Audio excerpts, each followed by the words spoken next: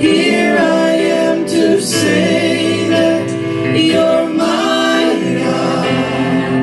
You're altogether lovely, altogether worthy, altogether wonderful to me.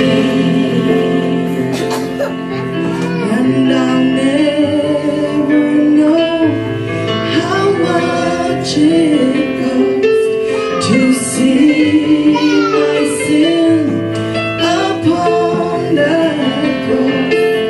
I'll never know how much it costs to see my sin upon that cross.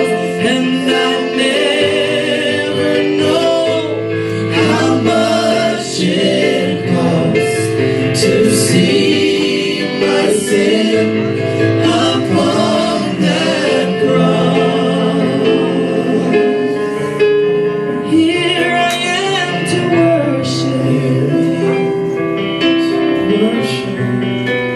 Here I am to worship. Here I am. Here I am to worship. Here I am to worship. Here I am to worship. Oh. Greetings, beloved. Very, very awesome to be with you today again. And we would like to focus on the importance of thanksgiving in worship and what it does, really. You know, we all go through hard things in life. We all, come to face tough moments in our lives and in our walk with God. But the question is, how do we react to those moments? How is a true child of God, a true worshiper, supposed to approach those moments? I'd like to suggest to you that it's very key and it's very important when we're facing a tough situation, a hardship, that we give thanks to God for the solution that we're expecting. Yes. So when we're faced with a tough situation, instead of focusing on the hardship itself that can consume us completely and lead us astray, let's just look to the heavens and thank the Lord for whatever we're believing for. That is a very, very important key in our walk with God. So, that unlocks the doors of heaven. How do I know that? Well, let's read, because we need biblical references. Luke chapter 9, verse 14 through 17. This is Yeshua. This is Jesus talking to his disciples. And so let's see what's going on here. For there were about 5,000 men, and he, Yeshua, Jesus, said to his disciples, have them recline to eat in groups of about 50 each. And they did so, and had them all recline. Now let's pay attention to what Jesus does in verse 16.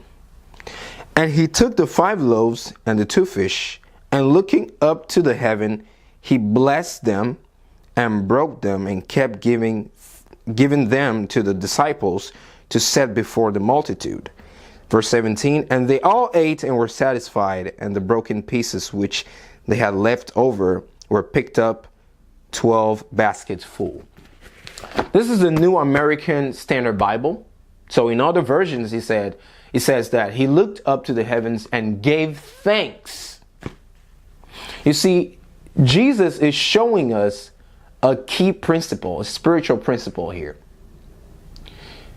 He didn't focus on the loaves of bread and the 2 fish, because that was the issue. That was impossible to feed 5,000 people with that.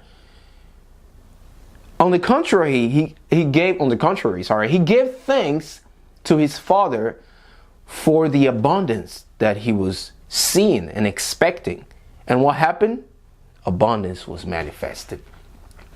So when you give thanks for your healing, although you're sick, when you give thanks for your breakthrough, when you give thanks for your financial breakthrough, for your miracle, although you're still in a tough situation, when you give thanks for that thing that you believe in God for, and you're making sure that you're aligned with God's will for you, it brings about that very thing in your life. It unlocks the doors of heaven, and God moves on your behalf, as we just read in Luke chapter 9.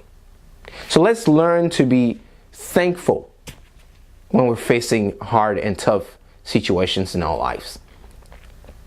Give thanks with a grateful heart. Give thanks to the Holy One.